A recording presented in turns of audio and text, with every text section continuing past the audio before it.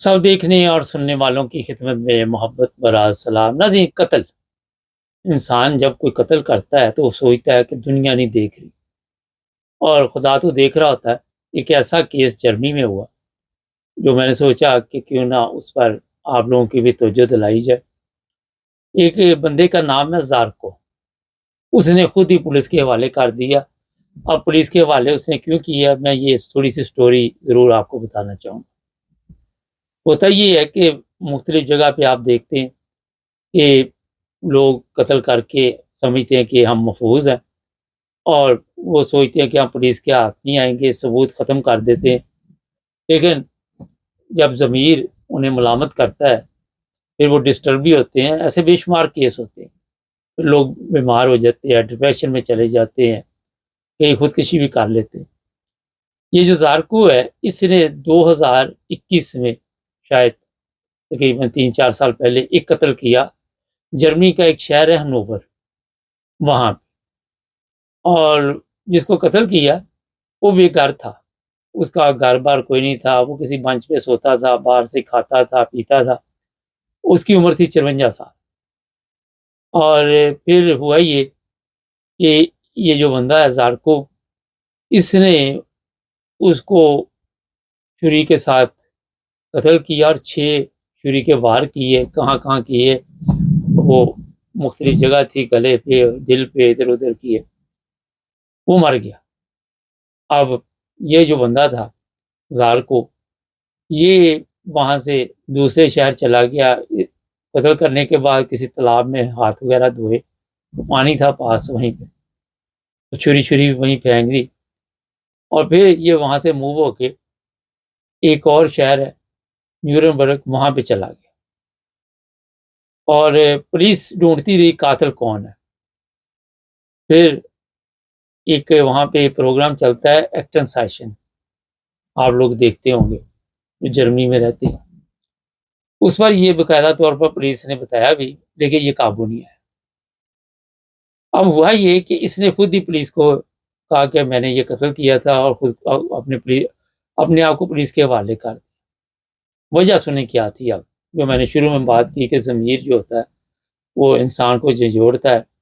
وہ کہتا ہے کہ 3 سال سے ہی وہ بندہ میرے خواب میں آ رہا اور میرے ساتھ آ کے باتیں کرتا تھا، اور جیسے ہی وہ آتا تھا باتیں کرتا تھا تو یہ ڈر کے اٹھ جاتا تھا، یہ سو نہیں سکتا تھا۔ پھر اس کا کہنا تھا کہ میں نے اپنا علاج بھی کروایا، کہ شاید مجھے کوئی بیماری ہو گئی ہے، میرے ذہن میں شاید وہ سارا دن رہتا ہے اور رات کو میرے خواب میں آ جاتا ہے۔ یہ بڑی ویسے حیرانگی کی بات ہے۔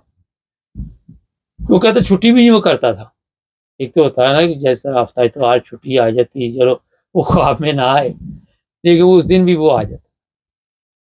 3 سال یہ اپنے آپ سے جنگ کرتا رہا، اپنے ضمیر کو جوڑتا رہا کہ یہ کیا ہوا۔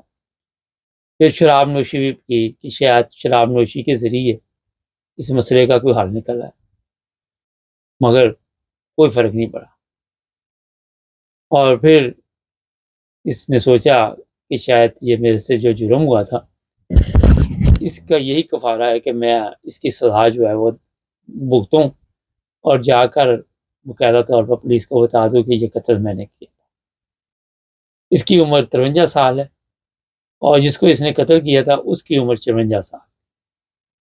اب بغیر وجہ تو کہتے نہیں قتل کرتے، کوئی نہ کوئی وجہ ہوگی چھوٹی موٹی، یہ لوگ بھی دلوں میں چیزیں رکھ لیتے ہیں، اور کیا اب وجہ ہے یہ تو نہیں ہمیں ابھی پتہ چلا۔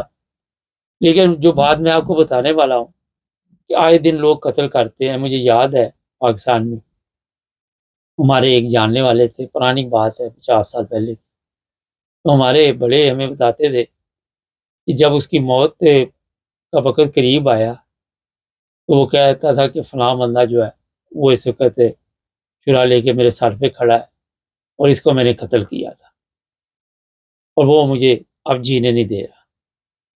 تو یہاں سے آپ کو پتہ چل جانا چاہیے کہ جرم جو ہوتا ہے وہ اگر آپ قانون سے تو چھپا لیں گے، لیکن جب اللہ کے حضور حاضر ہونا یا اس سے پہلے ہی مرمت شروع ہو جاتی ہے۔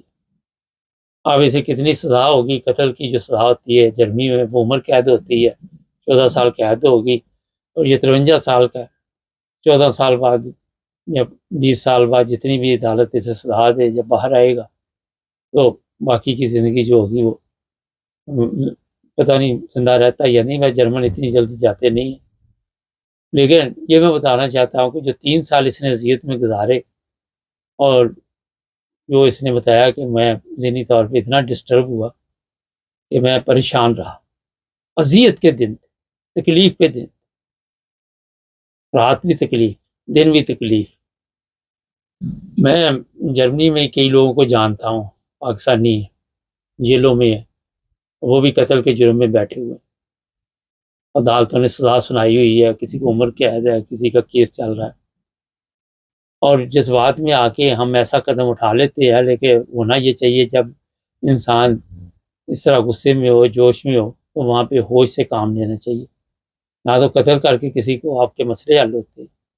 یہاں پہ جو میں نے بتایا لوگ بیٹھے ہوئے ہیں جیلوں میں، وہ اس چکر میں بیٹھے ہوئے ہیں کہ کسی نے اپنی بیٹی کا قتل کیا، کسی نے اپنی بیوی کا قتل، پاکستانی کی بات کر رہا ہوں، کسی نے اپنی بیٹی، چھوٹی معصوم بیٹی کا بھی قتل کیا.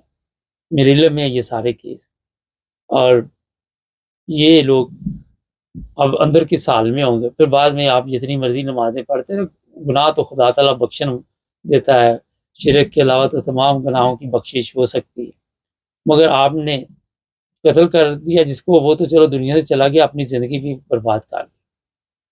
یا انگلینڈ، اٹلی میں بھی ایسے کیس ہماری نظر سے گزرتے ہیں، اور پروگرام ہم کیونکہ مشترکہ کر دیتے ہیں، اسی میں توجہ دلا دیتے ہیں. لوگ اسی انتظار میں ہوتے ہیں کہ مبارک صاحب کو اشارہ ہماری طرف دے تو ہم ان کو پھر بتائیں. اس لیے ہم ایک جنرل بات کرتے ہیں ہر پروگرام، کسی کا نام نہیں لیتے ہم.